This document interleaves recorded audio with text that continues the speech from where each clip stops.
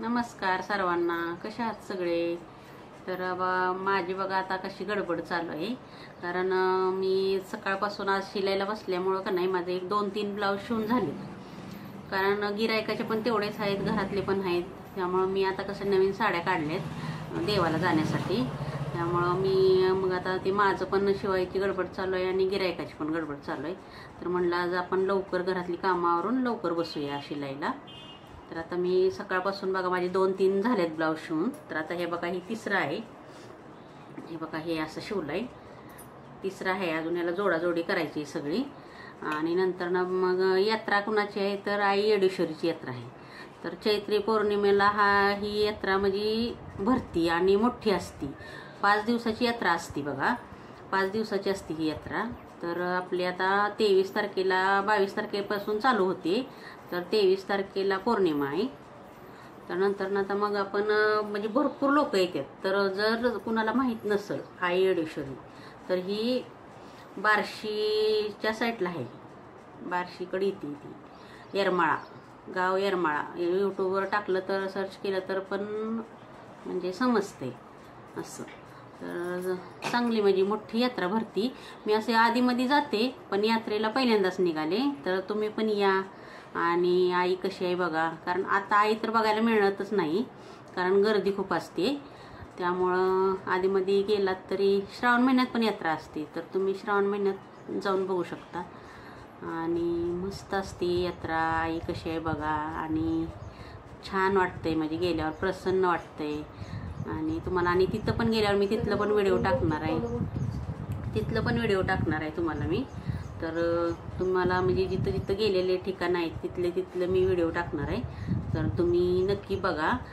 आणि आता मी जाताना पण काय काय तयारी करणार आहे त्याचं पण मी तुम्हाला दाखवणार आहे, काय काय घ्यायचं असतंय, न्यायचं असतंय, काय काय ते पण तुम्हाला मी दाखवणार आहे। तर आता माझी बघा लय गडबड चालू आहे, त्यामुळे मी आज काही जेवणाचा व्हिडिओ टाकणार नाही, कारण माझी आता शिलाईची जास्त गडबड चालू आहे। त्यामुळे आवरावरी माझ्या आज दिवसभर मी शिलाईलाच बसणार आहे, त्यामुळे आता तुम्ही बघू शकता म्हणजे कशी गडबड गोंधळ चाललेला आहे। आता आपले जायला 3 दिवस राहिलेत बघा। तर आता आपले ह्या 3 दिवसात पटपट कामं आवरायची ती, आणि नंतर ना मग जायचंय आपल्याला, मंगळवारी घरातनं जायचंय 23 तारखेला, मंगळवारी सकाळीच आम्ही निघणार आहे। तर जाताना पण तुम्हाला मी दाखवणार आहे की म्हणजे किती वाजता निघालोय काय, हे पण व्हिडिओ मी टाकणार आहे सगळा। आणि कुठं कुठं जाणार आहे हे पण टाकणार आहे, कारण ठरवलंय बाळ्याच्या खंडोबाला जायचं, अक्कलकोटला जायचं हे पण ठरवलंय। तर आता बघूया कसं कसं। तर आता हे बघा माझं ब्लाऊज शिवून होत आलेलं आहे, बाही तयार करायला लागलेली आहे, फुग्याची बाही आहे ही। तर आता मिस्त्री आले तर खाली गोळा आलाय, खिसून नसतो ना तो गोळा आलाय।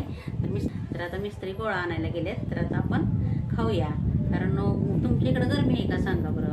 आमच्या इकडे एवढी गरमी आहे ना, अक्षरशः नको वाटायला लागले। फॅन लावला तरी फॅनची पण गरमच वापी। आता देवाला गेल्यावर तर कसं होतंय कसं नाही आता काय माहिती। तर आता मिस्त्री गोळा घेऊन आलेला आहे बघा, 2 गोळे आणलेत। मिस्त्रीनं म्हणलं तुम्हाला का आणलं नाही, तर आणलं नको म्हणजे मला, मग दीदीला तेवढा एक आणला आणि मला आणला।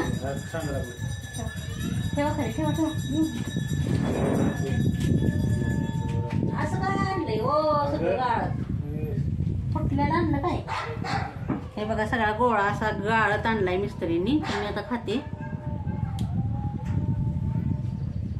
मस्त आहे।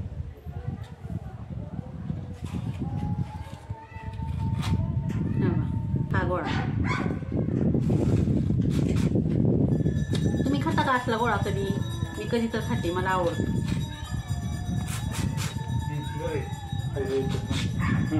नको नाही सांगत।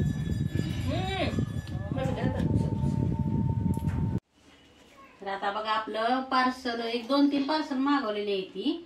तर आता त्यातलं कुठलं पार्सल आलंय आपण बघूया. आता मिस्त्रींना मी पार्सल खोलायला लावले. तर आता मिस्त्री पार्सल खोलायला लागले. बघूया आपण काय आले. एक 2-3 मागवले ती. आता काय आले काय नाही आपल्याला काय माहित नाही. बघूया आता काय आले. अरे वा वा वा वा, छान छान छान.